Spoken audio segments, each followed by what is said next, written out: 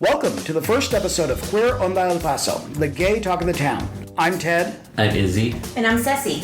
And it is our goal to spotlight the different aspects of the queer experience in El Paso. In this episode, we look at two organizations that are creating opportunities for our community and talk to the people behind them. As the Borderland Rainbow Center continues their work in our community, organizations like theirs began after the founding of Sun City Pride, which was the first organization to celebrate gay pride and increase our community's visibility. Today, we are talking to Dave Castillo, owner and operator of Epic Bar and Nightclub. He is also the founder of El Paso Sun City Pride and continues to be an advocate and philanthropist for the LGBTQ community. Welcome, Dave. Hi, guys. So tell us, when did you decide to become a professional hooker? Professional hooker? I guess that's going to be the first day that Bob Bonaventure gave me a job at the mining company. Really? Many moons ago. And you were like a fish to water after that, Yeah, right? pretty much. What year was that? Jeez. I'm going to say 96 or 97? 1996, because I was there, well, I had an advertising job at the Popular downtown. So I would park at the mining, and of course I got out at 4:30, and Vince and Matt and all of them were the happy hour bartenders. So I was like the bar fly. So then I was the one that was like, oh, I'll get the ice for you. I know where everything's at. And then eventually I was like, well, why don't I get paid for doing what I'm doing? So then they said the job opened up, a space opened up, and like started working there. And that's how that started my foot in the door in the service industry, pretty much. Really? Bartending. Wow. And you were working at the OP as well? At the No, at the mining company was my stomping grounds. When there was events or whatever, they would pull us to work at the OP for certain events. Because, like, for example, the Turnabout show, when all the bartenders were doing the show, so we were bartending for them. Well, that brings a question. At the time that you started working for Bob Bonaventure and OPEP, were you out of the closet? Were you already... Yeah, pretty much. I was out. I never really said like a blanket statement, hey, I'm gay, everybody. I just kind of went with the flow, and if anybody asked me, I was like, yeah, I am.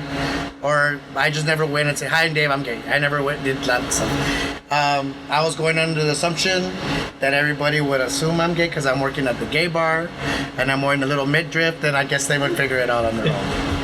That was my... So you really did become a professional hooker. You were at least drinks. I was working it. Let's just put it that way. And I read in your article that the Downtown Association put out was that that's what started your dream to open a nightclub? A bar, yeah. Even back then? Yeah, pretty much. It was the fact, like bartending, and then coming to the realization that I don't think I can be doing this forever. I can't be jumping on the bar and dancing forever for various reasons, age, like appearance, all of that stuff.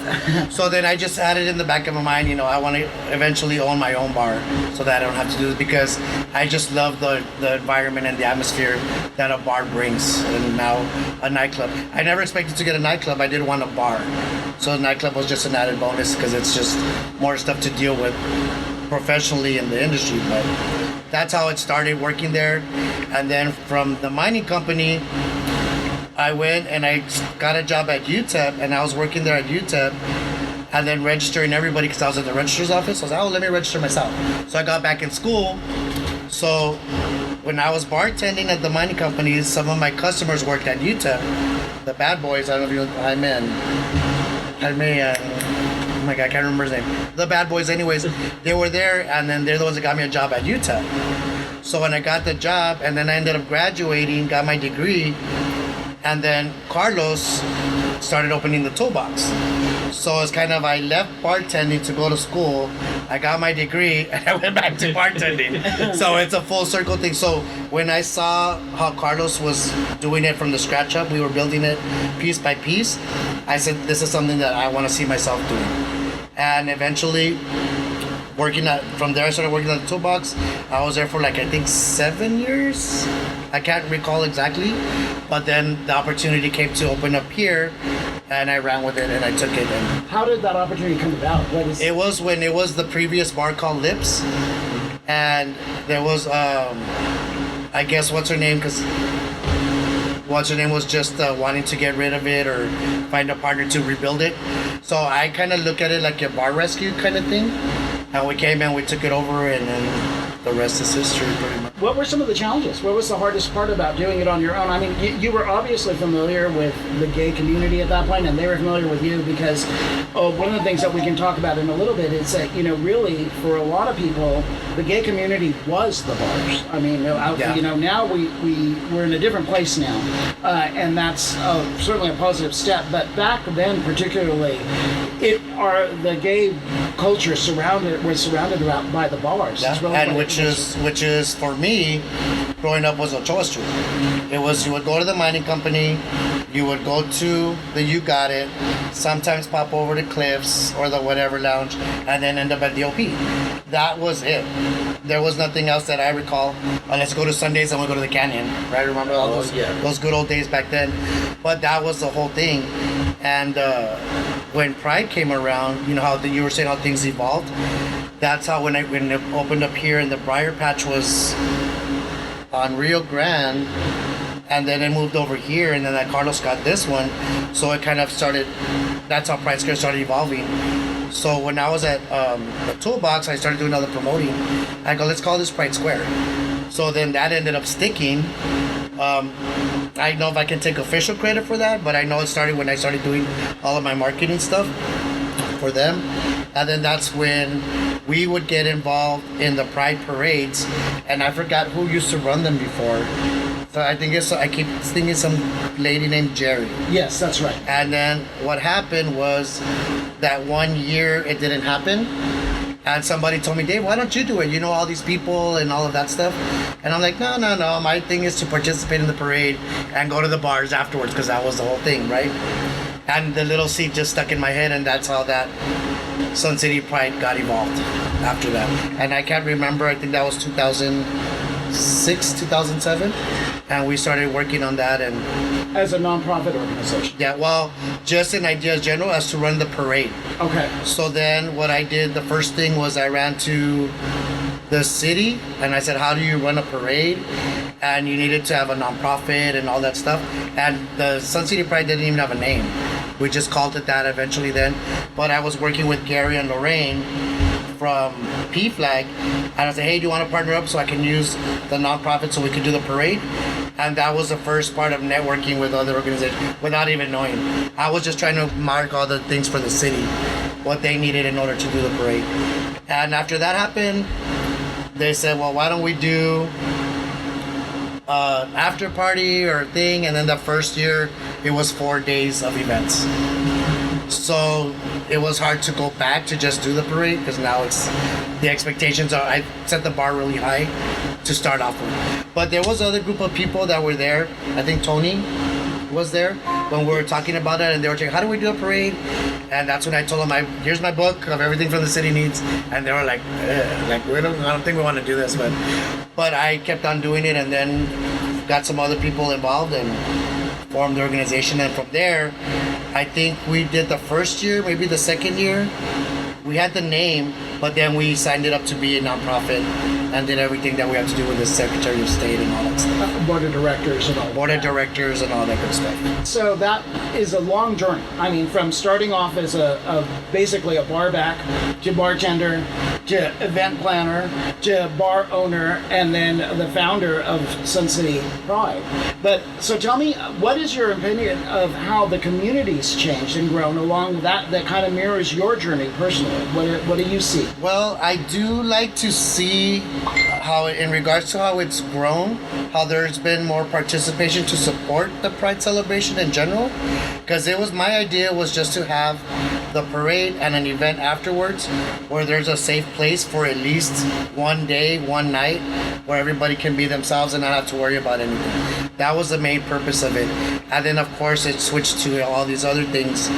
But the way the community has evolved, I guess I could say that for all the stuff that I've done and that we've done, all of us in general, without even knowing, making it easier for others to come out and be gay when not understanding how difficult it was back then. In terms of future planning for Sun City Pride, what do you see in the forefront, and what do you think is coming down the pike? Well, this is probably news that you guys probably don't know, but I retired from Pride already. I retired from Pride last year, 2022, and I was doing it for 17 years.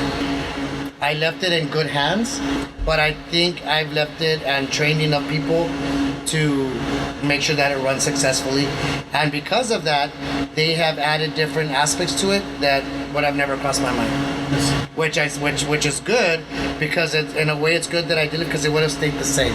I feel like I have plateaued, I guess. Well, going back to that child analogy, like it's your baby, but you wanted your children to live a better life than you had, even. And for sure. And there's a great mark of true leadership, of knowing when to hand on the baton to the younger generation. Yeah. So, but one of the things I do want to talk about that, which how did the scholarships and some of the other philanthropic work that you all do, the Easter basket giveaway and the school supply drive, and how, that is associated with Sun City Pride? Yes. And how did that start? And tell us a little bit about the scholarship process and who does that benefit? Well, because we're a nonprofit, right? So the nonprofit that we signed up for, it has to be like, what are you going to do with that nonprofit? Why are we going to give you these exemptions and whatever, right? So that goes out to the IRS stuff and to make sure that, because all of that stuff, right? So doing that, the first thing that I thought of, because I was at UTEP, it's scholarships. I see how many students, they would say like that they don't go to school because they can't afford it. And especially when they're in the community, and I know they're super smart, and when I hear that, it's like, oh, that's so heartbreaking, right? So implementing the scholarship program was a thing that I started. I was like, well, we barely have money to do the event, but let's get back to the community because we need to, and we have to, and we're gonna do it. That's pretty much that's what we're doing. And when you take off a couple of grand, up to like $5,000 from a nonprofit, that's a lot of money. So it was very difficult. So it was a task in itself to do that. So the scholarship, and going back to that, we created a simple application. Anybody could apply.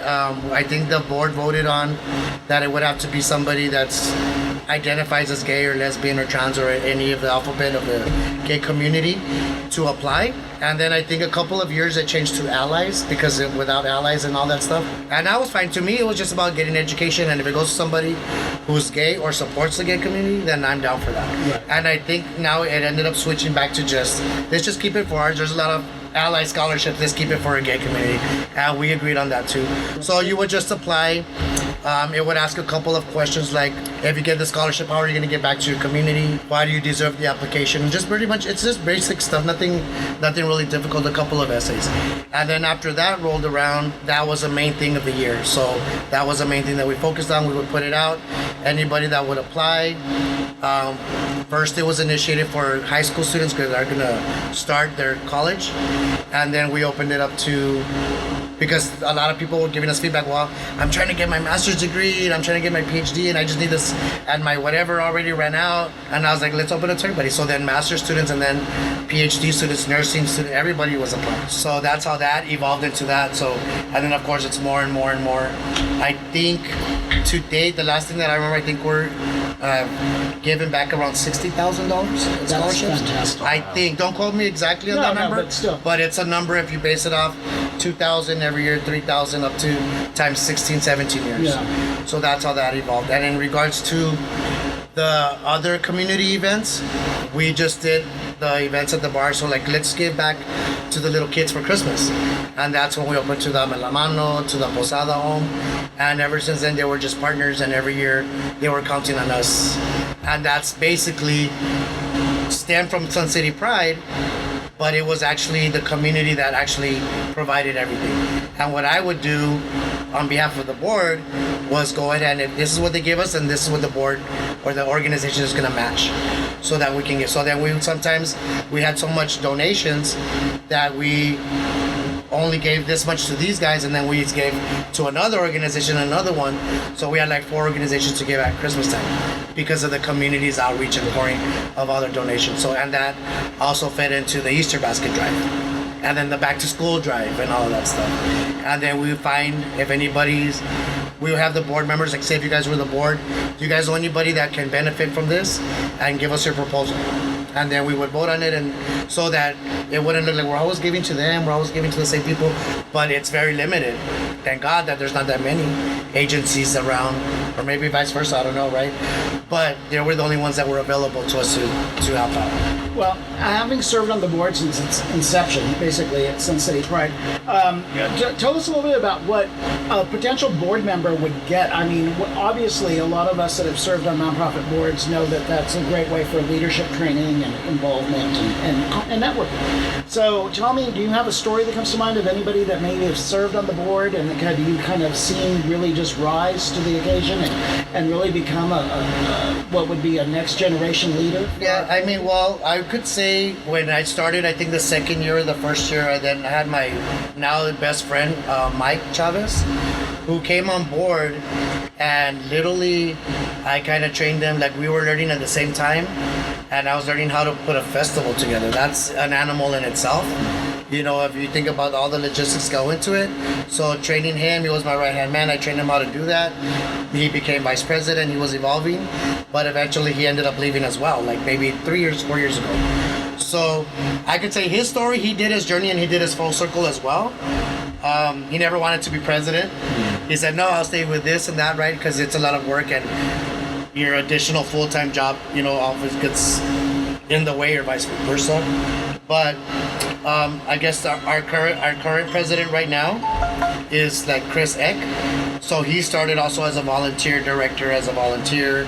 I have some that started as volunteers and now they're actually full-time board members. Some of them are actually in the executive board now. And then having a, why don't you try this? Why don't you try that? I was like, don't worry about it. It's just everybody's going to help out, and regardless, at the end or day of, everybody's running and doing everything. And then after when we have our closeout meeting, I say, well, what went wrong? How can we fix this? How can we improve? Then it would be like, I want to do this next year. And they would tell me. I was like, you know what, you would be really good at this. So it was like probably like one-on-one mentorship and just giving them the green light that you can do whatever what you want. You know, bring your ideas, bring it fresh, and that's pretty much what it was. So not really, Mike comes into mind in regards to the name. Chris. Just having the opportunities in themselves. I mean, you know, a place back before the board existed, I mean, we weren't given that opportunity to serve the gay community in that regard. In that capacity, yeah. What is the story with this second Pride organization that opened up here in El Paso? I mean, which one? Do you know Mountain Star? Mountain Star. I got reached out to from one of the guys, I think the president, I can't remember, but to set up an interview. Or not set up an interview, to set up a meeting, and we just haven't had a chance to meet up. Our schedules, or my schedule, to be honest with you, is just really tight. So for me, I see it, the more organizations, the better. You know, when we were doing Pride, a lot of people came up to me and say, why don't you do this and why don't you do this? Because there's already somebody that does that. And if we did that, there's no point. We would overstep them, and because ours was more popular, I guess, because of the events and everything that we would do, as opposed to, I guess, not the M Factor. I'm going to say the M Factor and then the BRC, but it was the ones that did HIV testing or something like that. And like, well, we don't do that because that's what they do. So when I talk to these other agencies, I tell them, use Pride as a platform to promote what you guys do. So that's how I would do that. If this organization, and I don't know what their objectives are or their goals for the organization is, but if it's more to bring gay stuff out to the community, I'm all for it. I don't have any objections, even if I was on the board now. I don't know how the board feels about it now, because it might be a little like, wait a minute, that's what we do, or that's what we do. But I just see if there's more than one, why not? Yeah, and they did post something on Facebook saying that they supported and welcomed, the organization. And that I'm not aware about it, which is great. Which is, basically the right attitude. So let's just shift gears real quick. But tell us about your first gay pride. Where did you go? What did you feel? And how has that feeling carried you? Jesus. I'm gonna have to say, well, the gay prides that were here, no, I guess, but those were the mining. Yours. What would you actually, I think the first one that I went to was San Diego Pride, and going on that one, I had no idea what to expect. I never knew there was so many gay people, because I was used to El Paso, but it was just so many gay people, and Everybody happy, celebrating, everybody was hugging. Happy Pride everywhere, which was like amazing. And I think the first thing we did was of course we went out to go check out the bars, obviously, right? But we did go to the parade, and the parade was like, I'm gonna say 3 hours long. It was long, where we were like, oh my God, when is this gonna end? But everybody was sunburned. Remember? Yeah. We weren't expecting it to be. We thought it was gonna be a little podium parade like they have in El Paso. Yeah, real short. Yeah, but it was San Diego Pride, so they started with the dykes on bikes. Dykes on bikes. And then it went on for 3 hours. Wow. It was long, and it was like everything was different, and then everybody was, showing the love and all that stuff. And then we were like, well, we're gonna leave already. And then some people that were next to us, because you start talking to the neighbors, like, no, you guys have to wait, because after the parade, everybody walks behind the bar. Like, what are you talking about? So we waited, of course, to find out, and I was all curious to find out. So after the parade, everybody follows, and they walk into Balboa Park. So that takes you into the festival. So that's how I got the idea, or it stayed in my head, or I remember it very well and very vividly. I said, we're going to do that in El Paso. One day that's going to happen here. Of course, because of the streets and all that, you can't do all of that anymore. But that's what happened there. And then inside the festival, I was like, oh my God. Bringing the Ferris wheel, I brought a Ferris wheel, I brought rides. All of that stuff that's in El Paso, I got from that San Diego Pride. And that was even before even thinking of being on a board or starting an organization. So it was all like just having fun. So the fun that I had is what I wanted everybody to have here in El Paso. That's the whole idea, but that was the first Pride I remember. If I can interject, but it was my first Pride too. Was that same San Diego Pride? We went together, and did we go together? We all was got it in. us? Matt and Vince and all of us. Then we go. Was that was that trip? Right. I think so. Yeah. Oh my God. And it was one of those words, and it's true what they say, because it's easy to forget when you're younger. When you're what you were. Well, what did we do? Remind me what we did. Yeah, well, no.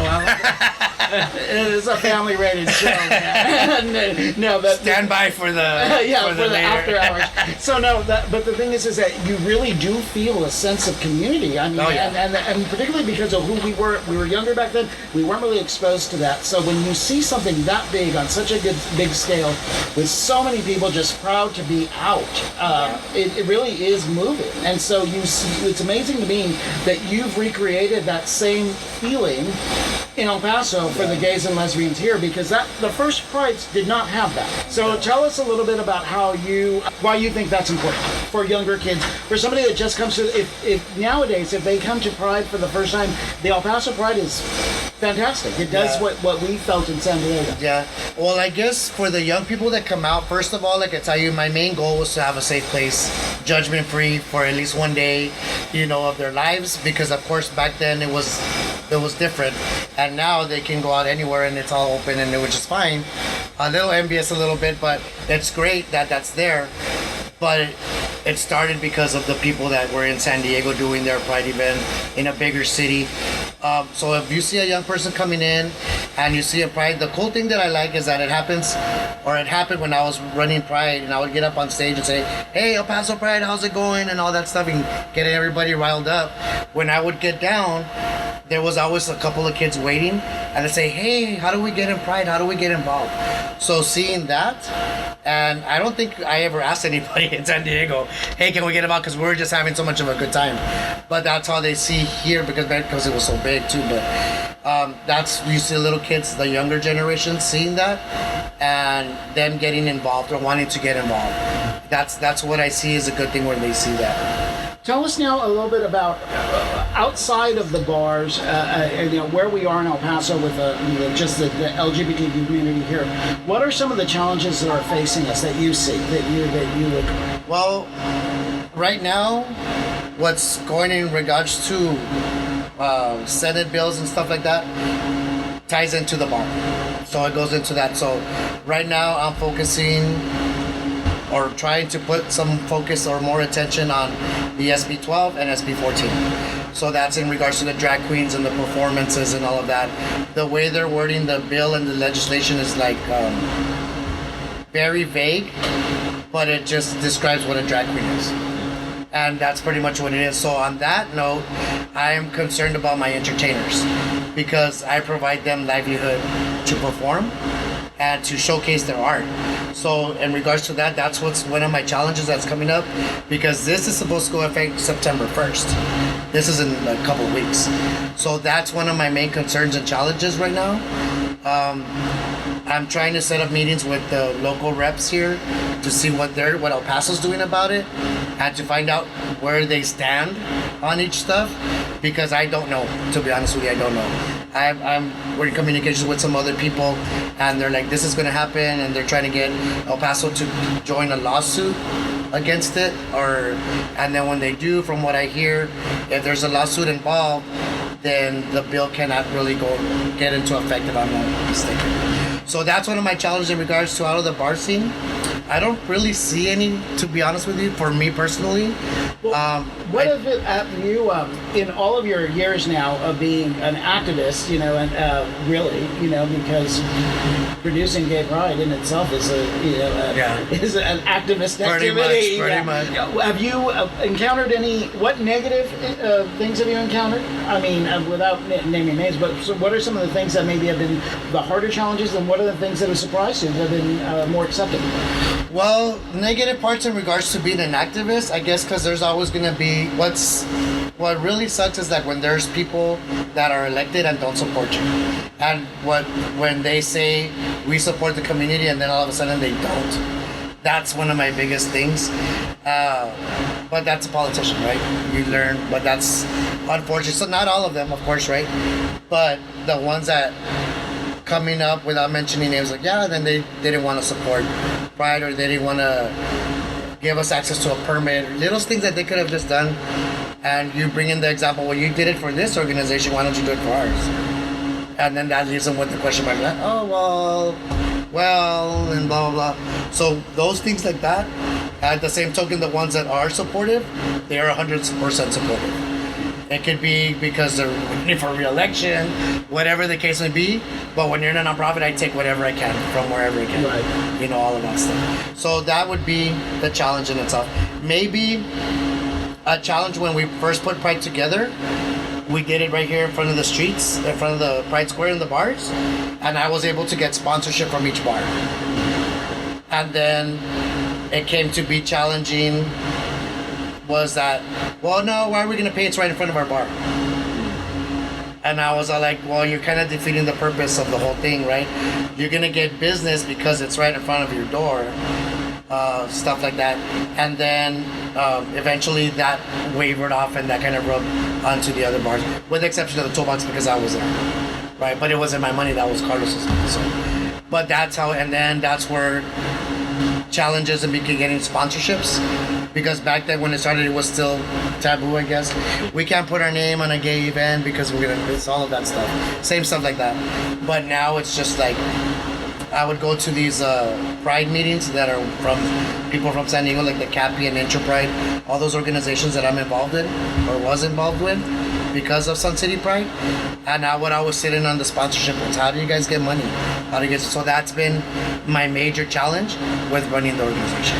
I can say one thing from a personal experience, because I remember the very first Gay Pride Parade, which really wasn't much of anything. I think that, there was a couple of Jeeps and some water soakers and very little of anything going on.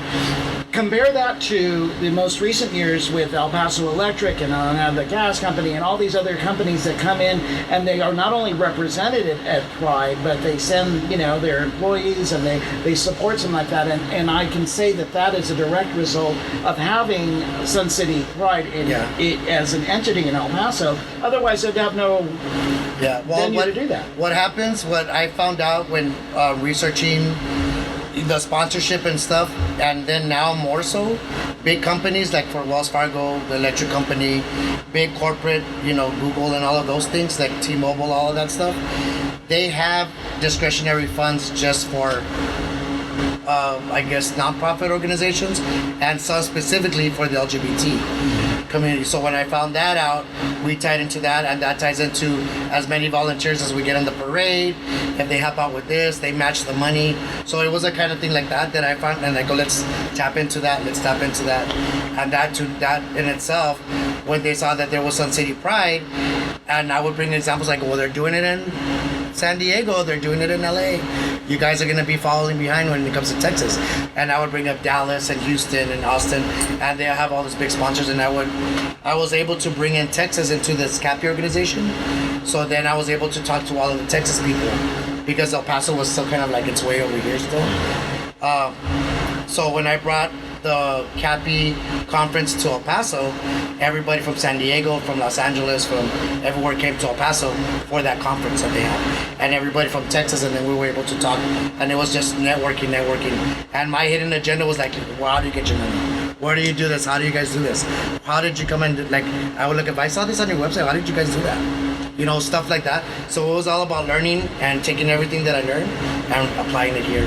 And it was harder in El Paso, and that was one of the challenges, was trying to get people on board.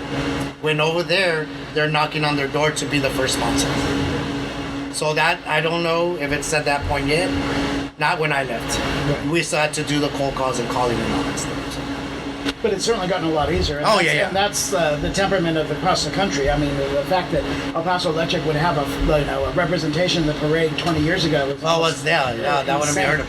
Having the police, having Fort Bliss, all of that stuff, that was like, that would never have happened. To me, that's a major accomplishment of Pride in itself, because it really does bring the community together, and the people that it behooves them to support the LGBT community. Yeah. So that's... And it's cool when you see that, because it brings you some sort of, like, what's the word, like, comfort, and knowing that your city people or people that you work with, that when you see your electric bill, like, oh, you know what, I saw them at the parade. Yeah. You know, kind of thing. Yeah. Even though they probably were like, oh, we have to do this, they still did it anyways. And I'm not saying the electric company in general, but anybody in general. Like Wells Fargo, when I went there to go do some backs, I go, why aren't you guys getting the parade? Oh my God, you're the one that does the parade. And then after that, it was a meeting. And then all of a sudden, the next month, we had all these red shirts from Wells Fargo in the parade. So that's just, I love it, and I loved it. Yeah, I'm kind of done. Well, that makes just a couple of other things real quick. What's your next chapter, your personal next chapter? What are you doing next? My next personal chapter is I should be retiring soon, and it's just to focus now 100% on the bar at Epic.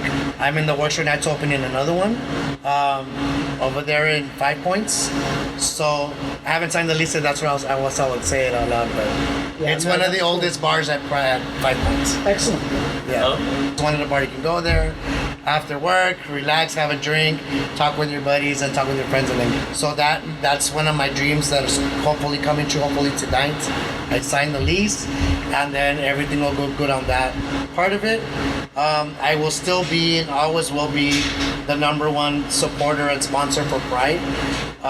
The way I see it is that now I have another sponsor for Pride with the other place. They still call me for input and stuff like that, which I love, because I can tell them this and that. This is what works. Getting them involved with big events in El Paso, because that's the big money maker. When we did Sun City Music Festival, and they call them, I could bring in my expertise, and then I bring in, okay, do you guys want to jump on board? You're gonna make at least $10,000 off of this event. Let's do it. So we have to partner up and stuff like that. So I guess being advisory of the board, like maybe I'll always be an advisory board member for life. I don't think you have a choice. I think you're going to be put in that which is fine. And of course, all the events for Pride, if they want to host them here, that's fine. I won't charge them nothing, because that's one of the reasons I got a bar. Because I was like, well, now we don't have to pay anybody for venues, and it's doing this and that, so we can do all that stuff here.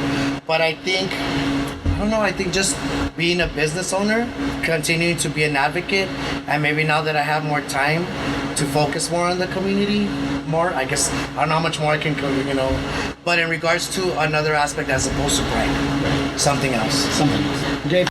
Thank you, Dave. It was great talking to you. We have been talking to Dave Castillo, owner of Epic Bar and Nightclub and founder of Sun City Pride. For more information on Sun City Pride or Epic Bar and Nightclub, visit our website, queeronda.com.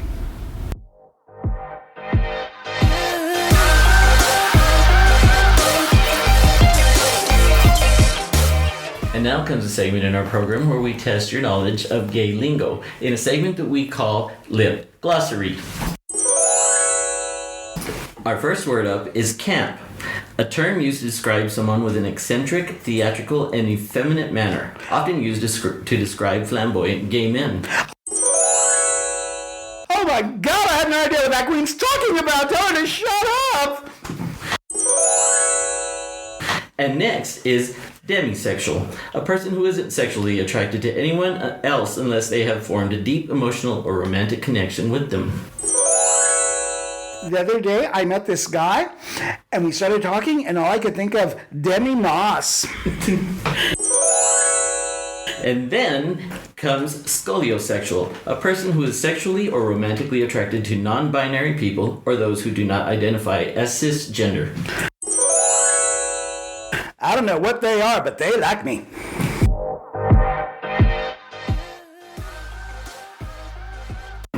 And that's a wrap on this very first episode of Queer Onda El Paso. We'd love to hear from you. Email us at feedback@queeronda.com or visit our website and leave a comment. www.queeronda.com. That's www.queeronda.com. And listen for new episodes dropping the 15th of every month. Until then, agarren la onda, queers.